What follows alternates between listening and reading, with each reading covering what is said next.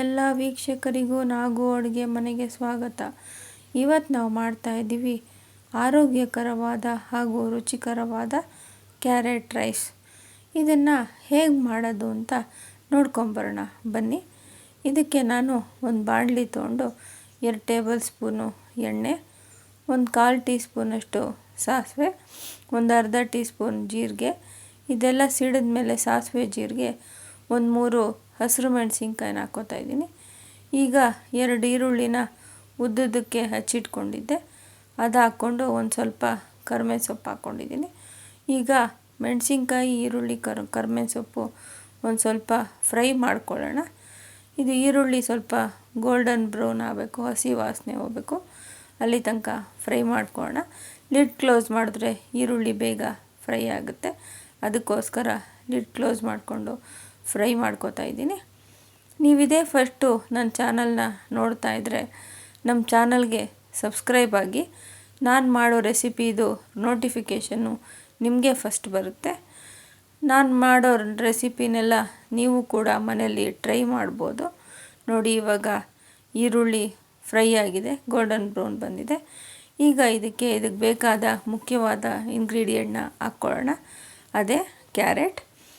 3 ಕ್ಯಾರೆಟ್ನ ನಾನು ಸಣ್ಣಗೆ ತುರಿದಿಟ್ಕೊಂಡಿದ್ದೆ, ಅದನ್ನು ಹಾಕ್ಕೋತಾ ಇದ್ದೀನಿ. ಹಚ್ಚಿಟ್ಕೊಂಡ್ರೆ ಈ ಥರ ಚೆನ್ನಾಗಿರಲ್ಲ, ಅದು ಪಲಾವ್ ಥರ ಆಗೋಗುತ್ತೆ. ಅದಕ್ಕೋಸ್ಕರ ಈ ಥರ ತುರ್ಕೋಬೇಕು, ಕ್ಯಾರೆಟ್ನ ತುರಿದು ಹಾಕ್ಕೋಬೇಕು, ಚೆನ್ನಾಗಿರುತ್ತೆ. ಕ್ಯಾರೆಟ್ನು ಕೂಡ ಹಂಗೇ ಲಿಡ್ ಕ್ಲೋಸ್ ಮಾಡಿ ಅದನ್ನು ಬೇಯಿಸ್ಕೋತಾ ಇದ್ದೀನಿ. ಕ್ಯಾರೆಟು ಬೇಗ ಬೆಂದೋಗುತ್ತೆ. ಬೇಕಾದರೆ ನೀವು 1-2 ಸ್ಪೂನು ನೀರು ಹಾಕ್ಕೋಬೋದು ಕ್ಯಾರೆಟ್ನ ಬೇಯಿಸ್ಕೊಳ್ಳೋಕ್ಕೆ. ನಾನು ಹಂಗೆ ಬೇಯಿಸ್ಕೊಂಡಿದ್ದೀನಿ. ನೋಡಿ, ಕ್ಯಾರೆಟ್ ಬೆಂದಿದೆ. ಈಗ ಒಂದು 1/4 ಟೀ ಸ್ಪೂನಷ್ಟು ಪೆಪ್ಪರ್ ಪೌಡ್ರ್ ಹಾಕ್ಕೋತಾ ಇದ್ದೀನಿ. ಜೊತೆಯಲ್ಲಿ ಒಂದು ಅರ್ಧ ಟೀ ಸ್ಪೂನಷ್ಟು ಉಪ್ಪು ಅಥವಾ ರುಚಿಗೆ ತಕ್ಕಷ್ಟು ಉಪ್ಪು ಹಾಕ್ಕೋತಾ ಇದ್ದೀನಿ. ಇದೆರಡನ್ನೂ ಹಾಕ್ಕೊಂಡು ಇದನ್ನು ಮಿಕ್ಸ್ ಮಾಡ್ಕೊಳ್ಳೋಣ. ನೋಡಿ, ಅವೆರಡನ್ನೂ ಹಾಕ್ಕೊಂಡು ಒಂದು ಸ್ವಲ್ಪ ಮಿಕ್ಸ್ ಮಾಡಿಕೊಂಡು, ಈಗ ನಾವು ಅನ್ನಕ್ಕೆ ಮಿಕ್ಸ್ ಮಾಡ್ಕೋಬೇಕಾಗಿರೋ ಕ್ಯಾರೆಟ್ದು ಮಸಾಲೆ ರೆಡಿಯಾಗಿದೆ. ಇವಾಗ ಇದಕ್ಕೆ ಗಾರ್ನಿಷಿಂಗಿಗೆ ಒಂದು ಸ್ವಲ್ಪ ಕೊತ್ತಂಬರಿ ಸೊಪ್ಪನ್ನ ನಾನು ಕಟ್ ಮಾಡಿ ಹಾಕ್ಕೋತಾ ಇದ್ದೀನಿ. ಕ್ಯಾರೆಟು ಆರೋಗ್ಯಕ್ಕೆ ತುಂಬ ಒಳ್ಳೆಯದು.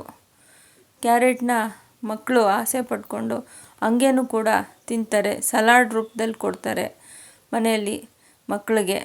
ಈ ಥರ ಒಂದ್ಸಲಿ ಕ್ಯಾರೆಟ್ ರೈಸ್ನ ಮಾಡಿಕೊಡಿ, ಮಕ್ಕಳು ಆಸೆ ಪಟ್ಕೊಂಡು ತಿಂತಾರೆ.